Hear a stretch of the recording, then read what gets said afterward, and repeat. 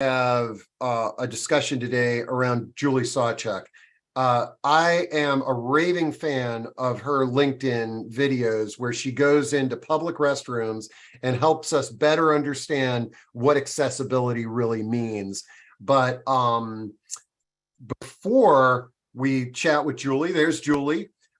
We have a couple of special guests, Angela and Jean from the Accessibility Professionals Association, which I had no idea existed. And Julie and I were casually talking, and she said, "Hey, I'm speaking at the Accessibility Professionals Association." And I was like, wow, I'd love to meet those folks, and let's let our audience meet them as well. So I'm going to pull up the website here, Jean and Angela, but if you, which I'll also drop into chat, but if you want to help us understand a little bit about what the Accessibility Professional Association is and how it can be helpful to folks.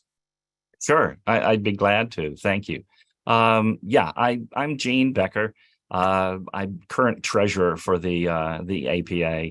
Have been involved with it for a while, and the organization started years ago as a result of Texas requiring that you have to have someone who is certified as a registered accessibility specialist to do plan reviews for the accessibility related aspects of the building code.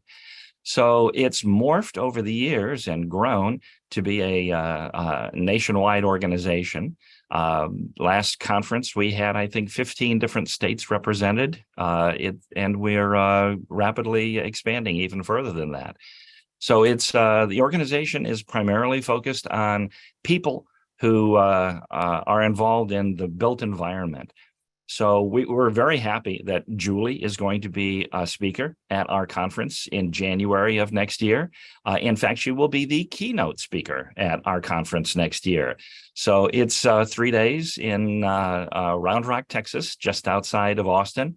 And at the end of January, Texas will be a nicer place than most other parts of the country. So if anyone is interested, please go to the website and check us out. Thank you. I love it. And and I'm dropping in here the save the date so that we've got that also in our chat. Really psyched to have been introduced to y'all. I have been saying that sometimes the disability and the built environment community is not necessarily intersecting with the senior living community. And so anything we can do to bring those two together is wonderful. So thanks so much for both of you coming on. Feel free to drop your personal contact info into chat and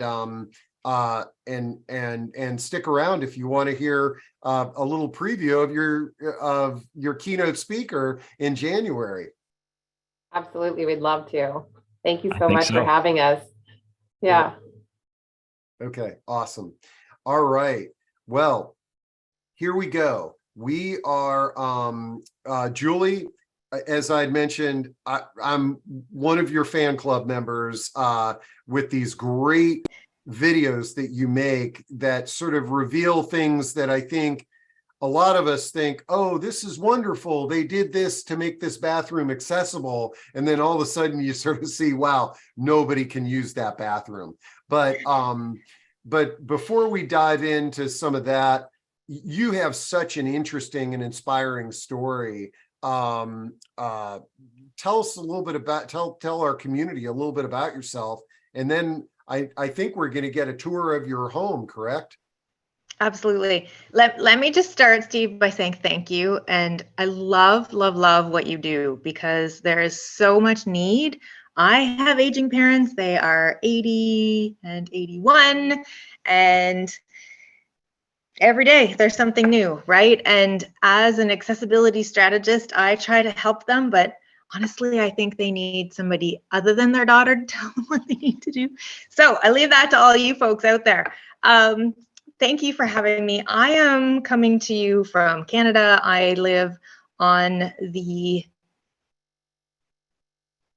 east coast of Lake Huron. So if you can picture where Lake Huron is, I am on the Canadian side of Lake Huron, in a very small community, but I work across the country. And like Steve said, I'm going to be speaking in Texas. So wouldn't it be great to meet you guys in person? I'm so thrilled that there are 52 people here. It's amazing.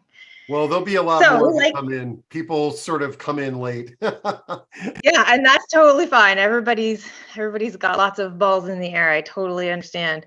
And Steve's going to let you know how you can get in touch with me. If you can only stay for a little bit, please feel free to reach out. All of my information's on my website, including about my books. But let me start by telling you my story. So actually, this is a very timely interview because it is exactly 8 years tomorrow that I was injured. And I went from being a woman who could do anything she wanted, anytime, anywhere, to pretty much not being able to do anything. So I'm gonna share my screen because I have a few pictures that help me tell that story, and we'll just take it from there. So, like I said, I am an accessibility strategist, and my goal in all of the work that I do is to just simplify accessibility. A lot of people get overwhelmed with what accessibility needs to be, and so I roll in and help out. And this image is me standing, well, actually I'm sitting in my wheelchair, but the others are standing, and these are all men who are working on the renovation of a local hockey arena where they put on an addition of some change rooms. And Mike, who's in the center with his white hard hat on, is holding a grab bar. And that was one of the key discussions, was where exactly does that grab bar need to go to make this an accessible shower? So I go in and help people figure out how to apply the code in the best way possible, because we all know you have to meet the code, but we also know that the code is the floor and that we can do better than the floor. So I spend a lot of time hanging out with people on construction sites or looking at plans to help simplify things. And like I said, everything is available on my brand new website. I'm very excited with how my website has evolved. And these are some of the clients that I have been working with over the past 8 years: hotels, restaurants, architecture firms, municipalities. But the thing that I am most proud about is working for the province of Ontario and helping rewrite our code for outdoor spaces. And that's still a work in progress, but stay tuned. And if you follow me, you will be able to see the results of that. And then Steve and I are probably going to talk about my books, but they are available on my website. And I'll talk a little bit more about them in a few minutes. So my story. This is me on a mountain bike on a beach. I'm actually in North Carolina on holiday with my family, where we used to go pre-pandemic every March break. And this was my preferred mode of transportation. This is how I got around. This is how I exercised. I was fit. I was a skier. I was a runner. I was actually training for a triathlon. And it was exactly 8 years ago tomorrow that this happened. And my what you see on the screen here is my bicycle with a very smashed up back tire. And obviously, you know, some serious damage was done to my bike, but obviously the most serious damage was what happened to me. I was hit by a car. It was going 90 kilometers an hour, drove right into the back of me. The driver claims to have not seen me, and I was thrown into the ditch. I was wearing my helmet, and that saved my life. If I hadn't been wearing my helmet, I wouldn't be speaking to you. And when I hit the ditch, or when the car hit me, I'll never know, and it doesn't really matter, but one of my vertebrae exploded, and that's the T4, so thoracic level is basically bra line, and that vertebrae exploded and shot a bone fragment into my spinal column. So I sustained a T4 incomplete spinal cord injury, and I have paralysis from the chest down. I require the use of a manual wheelchair. It's the only way I can get around. My wheels are my legs. And on that day, I was forced off of 2 wheels and onto 4 wheels. And as you can imagine, it flipped my life upside down and basically turned it into turmoil. I had to have major life-saving surgery. I was airlifted to our big health center in London, and I spent 3 months in rehab. But all the while, I knew I was coming home to this house. This is my farmhouse on my 10-acre farm that's 3 kilometers from town. It's a 2-story, 115-year-old farmhouse that was like addition on addition on addition. And if you can think of an old farmhouse and, oh, we need a little bit more space, so we're going to plunk a room on. That's exactly what this house was like. And none of it was done to be accessible. You can see that there is a ramp. This is an after picture. After I came home, we ramped into the house so that I could get in.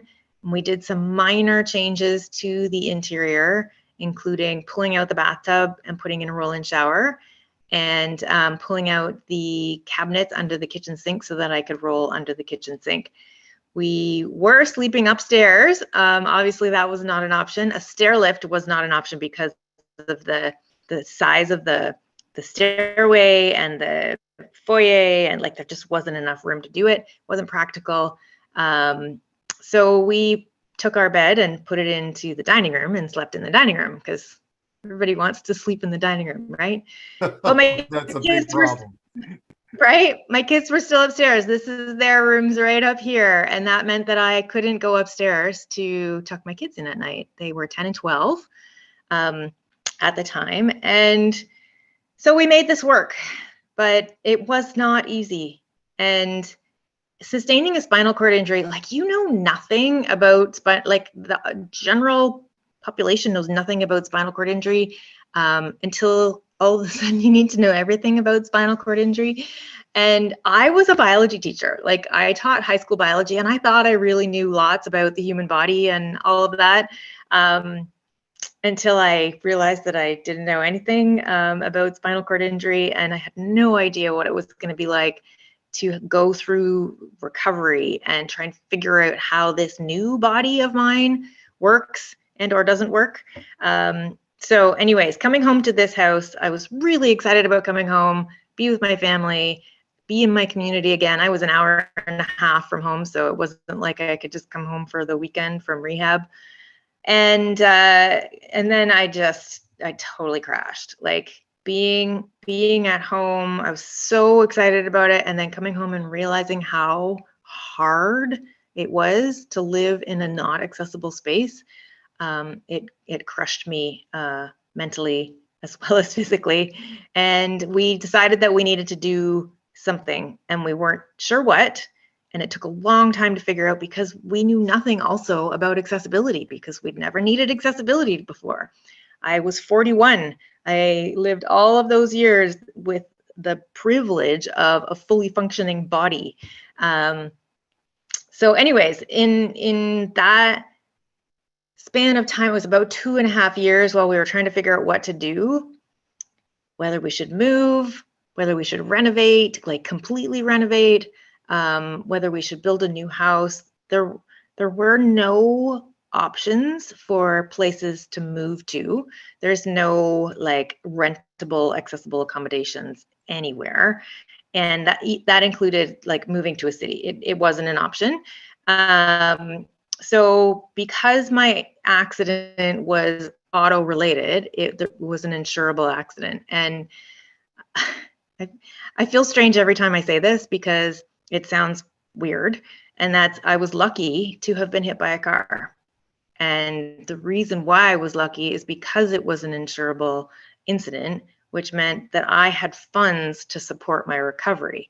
And a part of that was the funds that went into building our new accessible home. Wow. So what you see here is my current home, right? So you can see the old farmhouse.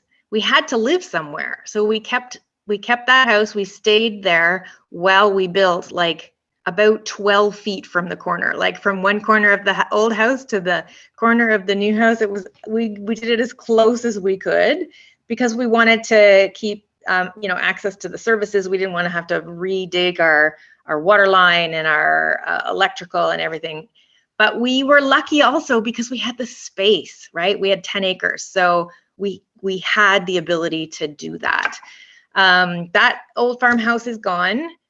We said goodbye to that a few years ago after we finished the new house. But what you see is, like, Steve, don't you think it's a beautiful house? Oh my God, I had no idea. I have not seen a picture of it until now because we've just talked on Zoom. Right. It's absolutely beautiful, and you can see the accessibility principles that are there. Out of curiosity, how long were you in like a rehab center before you got discharged to your home after the accident? I was there for 3 months, and they basically kick you out, right? When your time is up, your time is up. You don't get to say, oh, but my house isn't ready or whatever. That you have to go. So I had to go to my house because the only other option was actually long-term care. Yeah. And that for me was not an option. So I said to my people, okay, guys, got to get that ramp done. Got to get that shower in because I have to come home. Mm-hmm. So anyways, that was 3 months in rehab. And then we spent 2.5 years in the old house while we were figuring things out and building the new house. The new house was built by a friend of ours. He is a custom home builder, and it was a great relationship. I was a little nervous about working with a friend, but it actually worked out really amazingly in the end, also because I was on site. And that is one of the things that I like to talk about with people who are in the construction industry is having the opportunity to, if you're, for example, building a custom home, having the opportunity to have lots of conversations with the people who are going to be living there so that you really understand their needs and from an accessibility perspective, what their biggest challenges are. And Steve, I talk about bathrooms a lot. It really is the most important room in the house. And I'm going to show you, my bathroom in a minute, but okay. I want to talk about what I learned about accessibility when I moved from that old house to my new house. It was Christmas, and I was like hell-bent on being in this new house for Christmas so that we could have everybody. I wanted to host, and so we did. And we didn't have all our furniture in, but we had enough, and we cooked the turkey in the oven and the side swing oven, and everything. It was amazing. And about 2 weeks later, I still was feeling like lighter. I was positive. I had more energy. I had less nerve pain. And I was like, why, what is going on? What is different? And then, I don't know, a slow dawning realization that living in an accessible home means you are saving energy. So accessibility is this three-legged milking stool, right? There is safety, independence, and dignity. And the three legs of that milking stool, when they are equal length, you can sit on the top of that stool and not slide off of it, right? Imagine trying to sit on a two-legged milking stool or a stool that has all different heights of legs. You're not comfortable, and it takes more energy to actually keep your butt on that stool.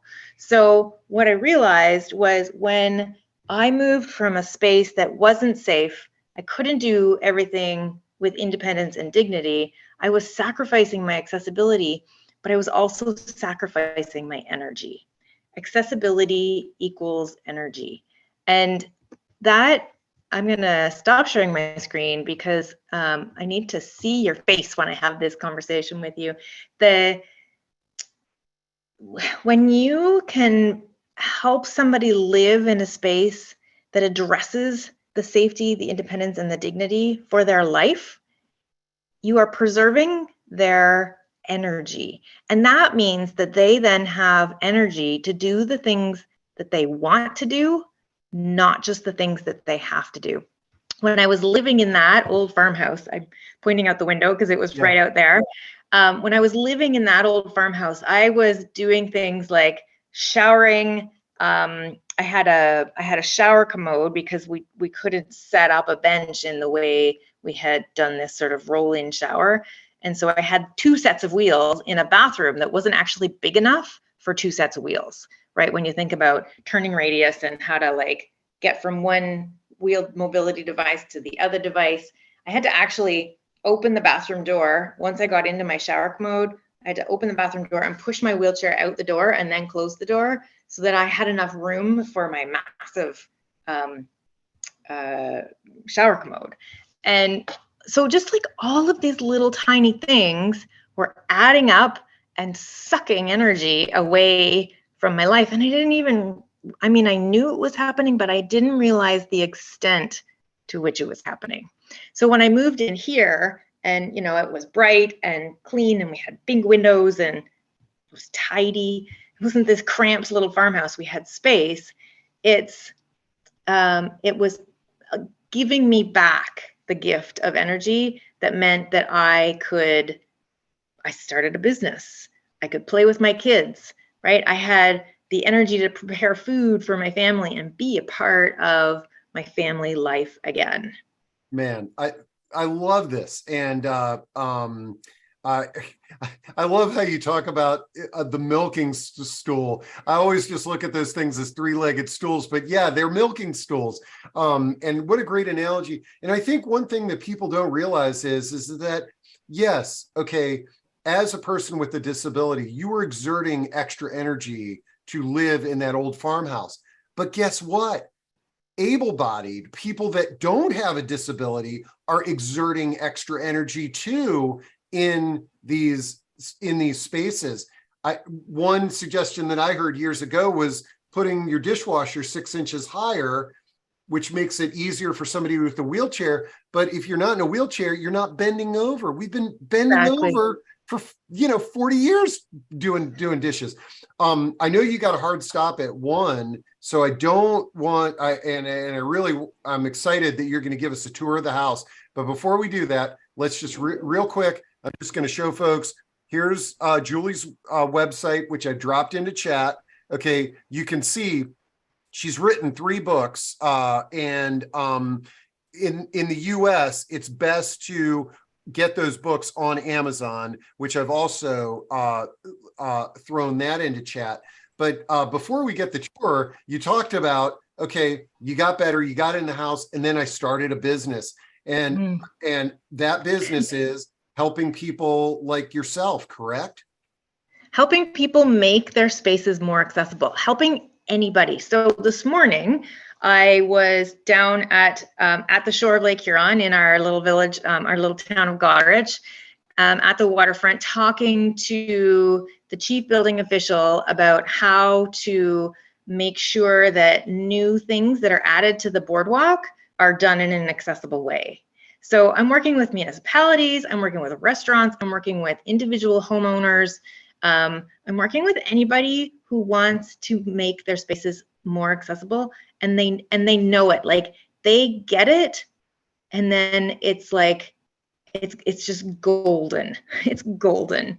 So quickly, Build Your Space is the book that I wrote about building this house, and we learned a lot. And as a teacher, I couldn't keep all of that knowledge in my head. I wanted to make sure that other people would have an easier time of building their accessible spaces, because it was not easy. There was not a lot of information out there, and I felt like there needed to be another resource. So that's what Build Your Space is, how to create an accessible home for you, your family, and your future. And then the short story of Building Better Bathrooms, my other book. I was doing an accessibility audit at Ottawa International Airport, and the friend of mine that I was working with at the time, we were going through the sections of the airport. You know, this section was renovated in 1970, this section was renovated in 1985, and you could see the changes and know the dates because of like the color choices and all of that. But what we were seeing was that through these decades, nobody was getting accessibility right in the washrooms. And so we were like talking back and forth, like, oh, look at how they did it in the 70s and look at how they did it in the 90s, and nobody's still getting it right. We should write a brochure. So Samantha and I were like, yeah, we should write a brochure. Anyways, 170 page brochure. 167 page brochure on accessible washrooms. And it is everything that you need to level up your understanding of what an accessible washroom really needs to be, way beyond code, like way beyond code. And it doesn't have to cost an arm and a leg like everybody thinks it does. So anyways, building better bathrooms is you're connecting real stories with the details you need for truly accessible results. And yes, I talk about bathrooms all the time. So why don't we start there in my very own bathroom? Right. And I'm dropping you guys on my lap here so that I can take you on a tour.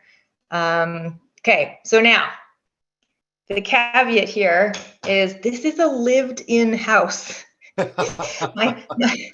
My friend Rosemary Rossetti, who also has a universally designed home in the States, yep. I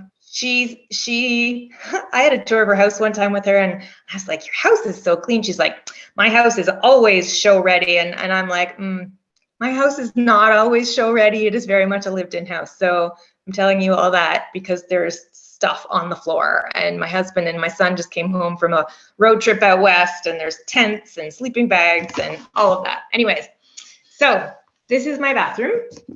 I'm gonna talk about things in a minute, but I'll give you sort of the bird's eye view. There is my toilet setup. There's my shower setup. And there is my sink setup, and there's Steve in the mirror right there. So starting with my toilet setup, you'll notice that I have horizontal grab bars on both sides of the toilet. I also have this little sort of a knee wall, and I've got these flip out cabinets that mean that my supplies that I need for the bathroom are right there. My catheters are there. My underwear drawer is right there. I actually get dressed on the toilet. So can I have a little audience interaction for a second? Yeah. Can I get people to like put yes in the chat or raise your hand or give a little smiley face if you've ever used a grab bar? Okay. All right, folks. Have you ever used a grab bar? I know I've used them. And I've used them to grab onto. I've used them to rest shampoo bottles on. John says he's never used a grab bar. Okay. But everybody, but just about everybody has used a grab bar. Yeah. Oh, Tracy hasn't used a grab bar. So I'm going to pretend, just in sake of time, I'm going to pretend that I'm sitting on the toilet here. So I've just backed up to it here. Mm-hmm. And what I want to show you is the height of the grab bar is not at my shoulder height, right? When I've got my hand on that bar, it's actually makes my upper arm almost horizontal. So from an ergonomic perspective, the placement of grab bars is very important because it's protecting the shoulders. And when you, like me, don't have hips, your shoulders become your hips, right? So protecting the joints is super, super important. So placement needs to be very specific for a user of a grab bar. So in a commercial setup, you would have a horizontal portion and you would have a vertical portion. In Ontario, our code is, we call it an L bar. So in a commercial setup, that's what it would be like. So the horizontal portion, you are leaning side to side, or you are using it for leverage to actually like lift yourself off of the toilet and back into a wheelchair. If you are using the vertical portion, you are using that to help yourself get up into standing. So the placement of those grab bars is very, very important. Great. The rest of the toilet setup, it's a tall toilet. It's got an open front seat. Because I can't stand, I can't easily get my hand between my legs. So that open front seat actually gives space for that. and it's got a toilet seat lid that acts as a backrest, so I have something to lean against. I don't have any core strength, so I need to be able to lean against something. So either the toilet tank or a seat lid, I have both, which makes it even better. Hey, Julie, Yeah. John is asking, and I took myself off the screen just in case people don't have you in speaker view. Why isn't there a grab bar behind the toilet? I know we see that oftentimes in public restrooms. Yeah, so that's a commercial application.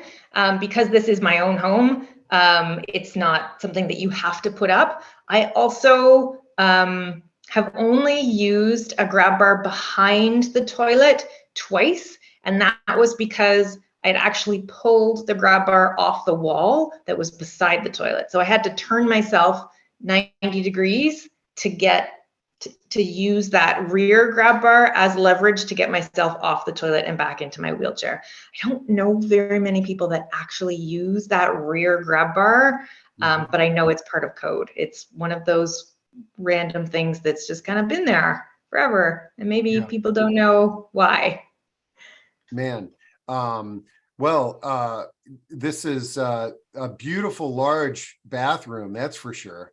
Yes, I call it my party bathroom. I've had 8 people in my shower, all clothed. It was just for demonstration purposes. Yep. So anyways, in my shower, it is 0 threshold. So I'm showing you the floor. There is no change in level between the bathroom floor and the shower floor.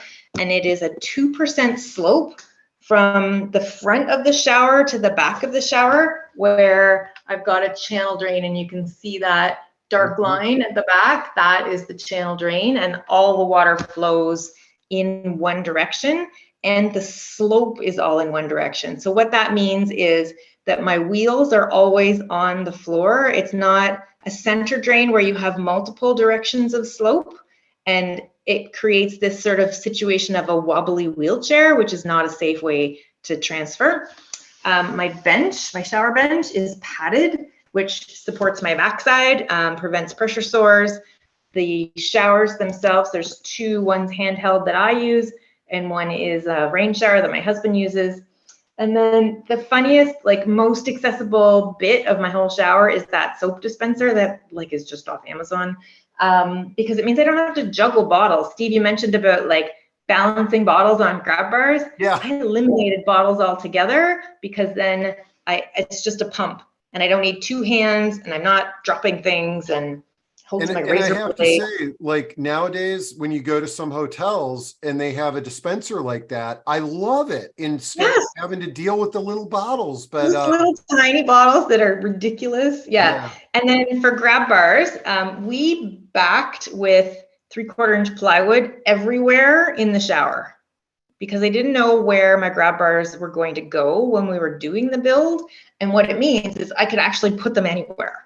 So doing that, providing the backing so that you have a solid surface to attach those grab bars to, I could actually put a climbing wall in here if I wanted to, because everything is super solid. Then let me I want to try to address some of these questions, because I know that we're going to have a hard stop. But Steve says, my plumber installed an angled slanted grab bar in the shower. It seems to make sense, but he was wondering what you think about that. And I guess this is a great opportunity. Like what you just said is, you made the walls of your shower a blank canvas. A grab bar can go anywhere and everywhere. But what are your thoughts on those slanted grab bars? My personal thoughts on slanted grab bars is that they are not as useful as horizontal or vertical. When you think about the ergonomics of hand placement and muscle action, having a horizontal bar is what you need for side to side support and balance and leverage. You can't get leverage when your hand is not in a place that you can maximize your muscle action. And that's what that angled grab bar does, is it doesn't allow for the maximum muscle activation and support of the shoulder. So that's my answer. But you know, John, or I forgot the name of the person that asked that question. A well-installed grab bar, Steve, a well-installed grab bar is better than no grab bar at all. But great insight for those that are thinking about it. Now, Alice says, I got grab bars that were suction cups so I could move them around. Do you have any thoughts about those suction cup grab bars? I have a suction cup grab bar. I am not convinced that it would support my weight if I really like needed it in an emergency. I think I'm just going to say no. Okay. I want those screwed in. I want them screwed into backing because they need to support like 300 pounds of weight. Not because I weigh 300 pounds, but because when you put pressure down, right, that the physics of it all, right? Or it's if you're really going to have a fall. Yeah. Exactly. Yeah. Okay. And then the last thing that I just want to, and I promise this is going to be, but we've got John, who's basically got plans to do an ADA shower with the rear trench drain and all this stuff. He's wondering, you know, how do most contractors reinforce the floor joists below? He's trying to avoid requiring a structural engineer that might need to come in and do that. Oh, that is a really good question that I don't have a lot of answers to. I know the what you need to do. I don't necessarily know the how in a renovation type setup. That's tricky. But I'm sure there are other people out here that can help with that. And in fact, Ali Saltoni and Louis Tenenbaum are on the call. John, they are great people to consult with on that specific question. Let's get back to your tour because I want to make sure you maximize your time. We got about 15 minutes. So my sink here is a roll under sink where I've got knee clearance and toe clearance. And that toe clearance means that I can get right up to the edge of the sink and I can get my chin over the sink easily. Why? So that I can spit toothpaste into the sink. Anybody who's seen my most recent reel, I guess it was a reel, shows me being at a hotel and not really being able to get my chin over the sink and get the toothpaste in the sink. So I can roll up and I'm right, I'm right as close as I possibly can be. My chest is right up to the counter and I can easily get over the sink. I can easily reach. I'm not to lean forward to reach to get the taps. And my mirror is right, almost, it's 1 inch above the counter, which means that I can see like the maximum. One of the most common things in a hotel accessible room is not being able to see more than my forehead in the mirror because people who install the mirrors are all tall. Anyways, so that's my bathroom. We've got lots of storage, towel storage, bathroom supply storage. I hesitate to show you this, but I will anyways. This is the other side of my half wall. I just have a bunch of hooks. So my most frequently worn clothes just get hung right there instead of piling them on the floor. It's just that much easier. We are going to roll through my closet and out into the hallway where we have a laundry room with sliding doors, side by side washer and dryer. And that makes it more accessible because I can reach the dryer and means I get to do the laundry. We're going to come out to the kitchen. It's a little bit messier than I wanted it to be, like I said, lived in. So what you can see behind me here is down the middle of the kitchen. So we've got a wall of windows and cabinets, and that's the taller side of the kitchen. And then we have an island in the middle of the kitchen. Sorry, that's the tallest bit. We've actually got 4 heights of counter. And when you talk about universal design, you're looking at meeting the needs of all of the people. So my husband is 6'3", my son is 5'9", my daughter is 5'6". They're all tall. And this tall height counter is their favorite spot to work. And that's actually 37 inches. We have the dishwashing sink with a roll under roll under sink and easy to operate taps and all of that. So that's at 36. I wanted it to be a little bit lower, but I lost that battle. And then we have a roll under cooktop here that's at 32. Oh, that's really cool. Right? So I can get right under the cooktop. I can reach everything. I can reach the controls without having to reach over a hot surface. So the controls are on the side. I can also reach the fan. Like, it was kind of by accident that happened, but I was able to, you know, I could use a, sorry, we have new kittens. This is so authentic. I love it, Julie. One kitten is looking for the other kitten. Mew. And then we have a second sink, and this is my prep sink. So it is also roll under, but it's just a little bar size sink. But you'll notice that we put the faucet on the right-hand side. It just makes it, I'm right-handed, it just makes it less reach.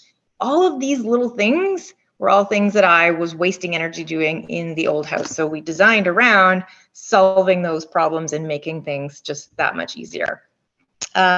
This is actually, I'm gonna just drop you guys on this so you can see this part of the island. So this is what I call the butcher block. And this is my favorite part of the kitchen because it's the breakfast island. It's the homework station. It's my office when I need a change of scenery. It's exactly designed for me, for my height. I've got about 1.5 inches of knee clearance between my knees and the bottom. I do all my prep here because I can get good leverage on a knife, right? I have the right amount of height and force that works for doing chopping, for example. And we've got a couple of stools that just slide right out of the way, so I can work on any side, any time. People can sit on the other side with me there. I have my sewing machine set up here, so it's at a perfect height that I can work with that as well. And then there's so many like little things that we figured out as we went, and one of them was just the edge of this butcher block here. When it came, it was a sharp 90-degree corner, and I actually sent it back to the cabinet manufacturer so that they would round the edge because I lean on my forearms. So having a sharp 90-degree edge meant I was actually bruising my forearms. So rounding that and rounding the corner just increases the safety of the workspace. And then on the wall behind me here, you see is those are the only uppers in the kitchen. So there are no uppers above the other cabinets or above the windows. And those uppers, they just have like a big punch bowl and my good dishes, things that I don't use when I'm by myself. So it just makes more sense for them to be in a place that I don't have to actually get them myself, but they're out of the way. And then you can see behind me also is the pantry. That's where all the food stuff is. But I want to show you my my oven setup here. It's a side swing oven, wall mounted, and it opens so that it opens over top of my knees, and it means that I can get in, take something out of the oven and drop it over here on my, I call this my drop zone. So it's way safer than, you know, leaning down and leaning over a hot door when you have to try and get something out of the oven.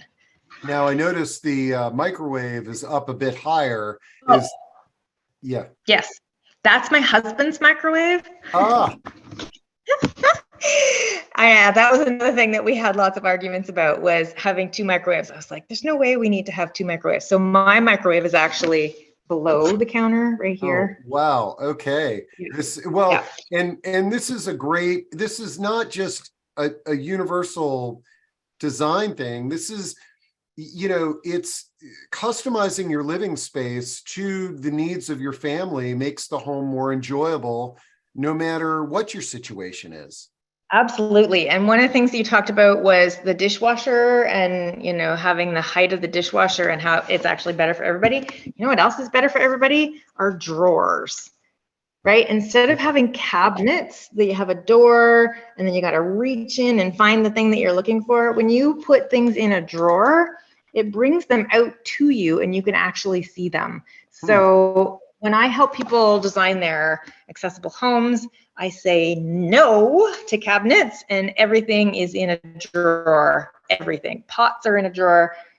Dishes are in a drawer. Our mugs and our glassware, they're also in a drawer. So Wow. Things that aren't common kitchen designs, I'm trying to shift that conversation so that it's easier for everybody, right? How many times have you had to dig into a kitchen cabinet to try and find something and you've got both doors open and your head's in there and you're looking for that, random piece of Tupperware or whatever that you can't find? When you put it in a drawer, it comes to you. So that's the kitchen in a nutshell. The house itself is slab on grade. There's no basement. There's no second story. There are no stairs. The doors are all set into the foundation during construction. So there is no threshold for the doors. All lever handles, all windows have a single crank and a single lock that I can reach. So if I can reach the window, i.e. there's not furniture in front of it, I can actually open and close all of the windows. In-floor heat, air conditioning, very important for people with neurological conditions because temperature regulation is one of those things that's really challenging when you have a neurological disorder. And as having a spinal cord injury, my body can't regulate temperature. So having an environment that is very well regulated actually helps me function, helps me have more energy, all of that kind of stuff. Yeah.